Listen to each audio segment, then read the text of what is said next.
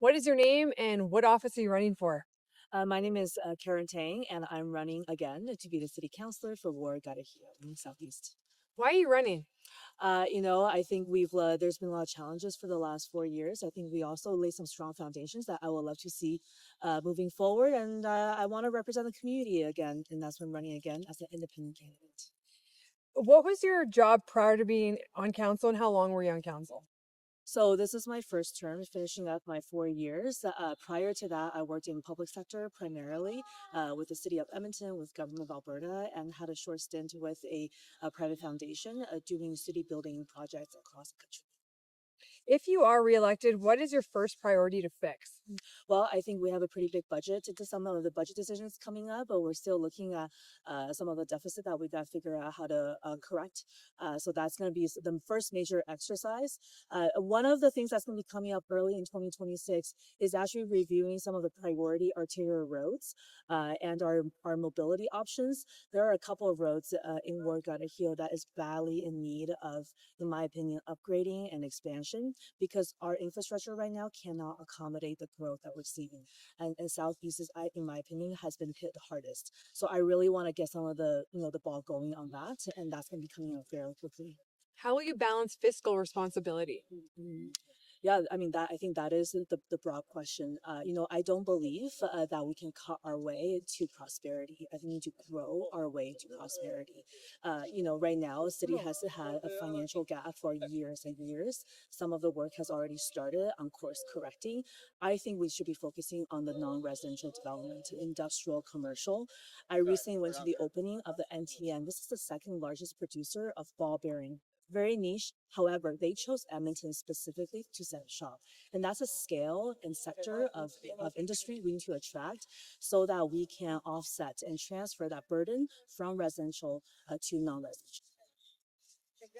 Construction along timelines have been frustrating Edmontonians. How would you change, if anything, about how would you change? What would you change, if anything, about how Edmonton plans and delivers these projects? Yeah, I think we're seeing a lot of construction happening partly because of our infrastructure needs that's been building up for quite some time, and we're seeing, this year in particular, I think probably worse than ever. Industry practice is because given our short construction season, industry practice is to do a lot of it and then get out of the way. I think we haven't been doing a really good job communicating on a lot of fronts.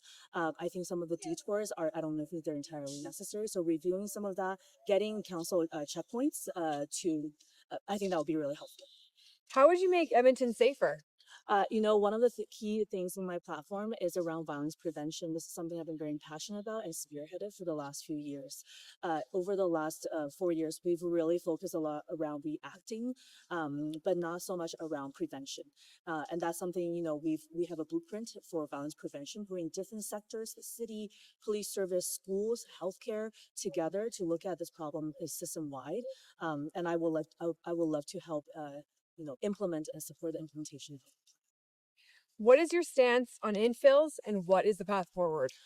I strongly believe that if we want to course correct some of our financial gaps, I think density is absolutely necessary. I also think it has contributed to the offering of diverse housing choices in Edmonton, making us one of the most affordable housing market and the greatest number of housing starts in the country. The work right now on infill matters.